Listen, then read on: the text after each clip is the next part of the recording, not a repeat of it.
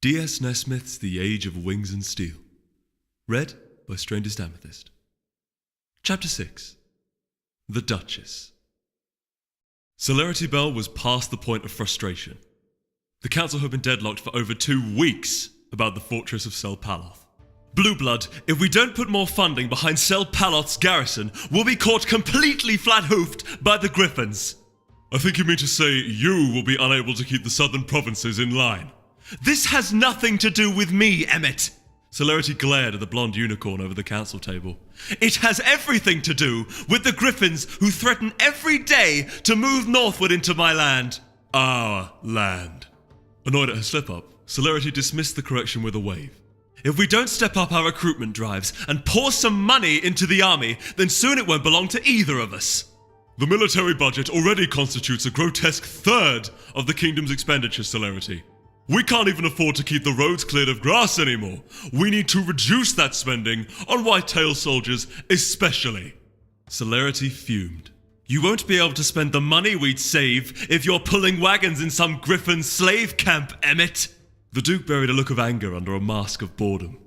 Belle, your transparent efforts to boost yourself above the rest of the provinces are growing tiresome. Enough. Both of them turned to the princess, who sat on her haunches in the great golden throne. This bickering has gone on for far too long already. Celerity gazed at her old teacher with frustration. If only the princess would listen to her the way she used to. Ever since Celerity had taken her seat as the Duchess of Whitetail, it seemed like the princess had turned deaf to her counsel. Celerity couldn't understand why she allowed Blueblood to spew his nonsense every day. Duke Blueblood, councillors, there is news I must share. The princess looked as if she were arguing with herself. She shook her head. Apparently one side of her thoughts had won. The Griffins are mobilizing for war. With a triumphant "Ha!" Celerity clapped a hoof to the marble table. You see, Blueblood? The Duke was unfazed. From whom did this information come, Your Majesty? Dawn Sparkle.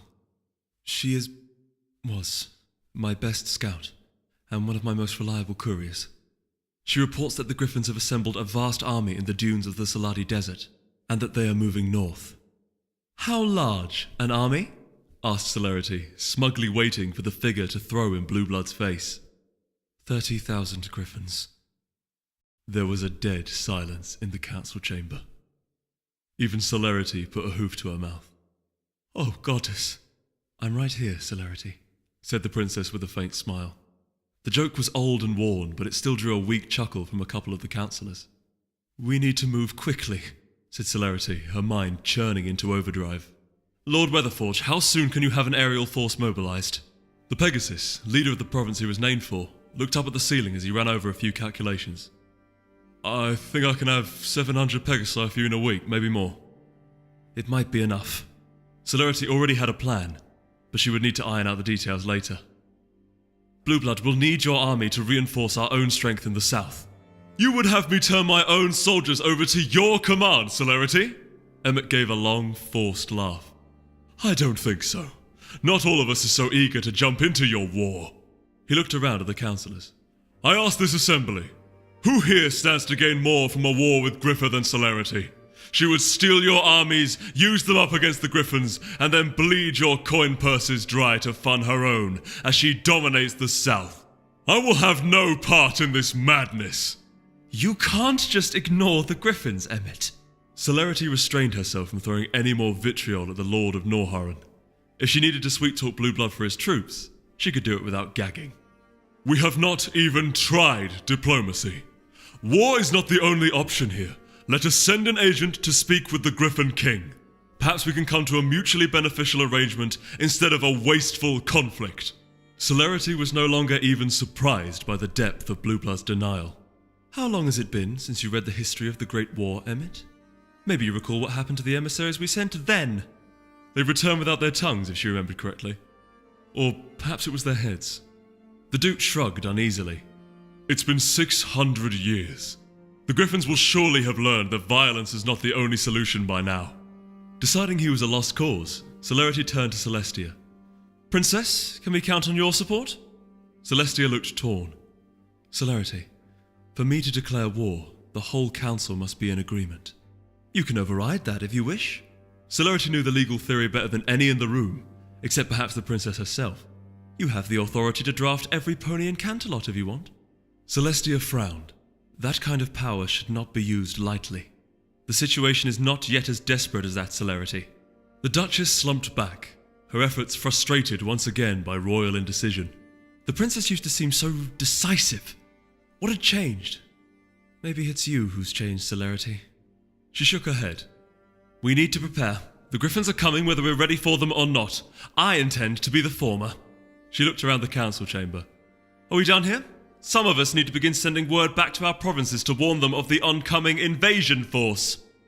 Troubled, the princess nodded. Very well. We will convene tomorrow to discuss the matter more fully. I beg you all to think of Equestria's best interests. The Griffins will be merciless. I urge you all to consider that war may be our only option. Blueblood huffed. The princess gave him a pleading look. I will see you all tomorrow at 7 o'clock. Good evening, councillors. He's an idiot! Mm-hmm. An absolute idiot! As you say, my lady. He'd rather run the country into the ground than help me defend it! Celerity stamped a hoof. Please, my lady, I can't help you if you won't stand still. Her cult servant and attaché, Weatherly, fussed around her neck. He was helping her to remove the dozens of layers of clothing that constituted her normal council attire. The outfit was a bit cumbersome, but it was well worth it for the effect it had on the other council members. The two of them stood in her chambers in the Sun Castle. She stayed in these rooms with the rest of her entourage whenever she was called away from Whitewall City in the south for extended council sessions. The room was upholstered in the colours of the white-tailed duchy, streaks of purple on clean white. The sigil of her house, a quadruplet of exquisite diamonds, was carefully detailed on a tapestry above the fireplace. It was a little home away from home. Unfortunately, her neighbour down the hall was Emmet Blueblood. All he thinks about is money, money, money. He still thinks that he can buy his way back into the glory days of Norhart, she scoffed. As if any amount of gold could purge that kind of corruption and incompetence. Now, milady, I know several noble ponies from Norhart. They're not corrupt in the least. Weatherly gently removed her tiara, carrying it aside to place it on the dresser. Celerity sighed in frustration. I know, Weatherly. He's just so frustrating. And the princess is no help at all. Weatherly looked up uncomfortably. The princess wants whatever is best for the kingdom, milady.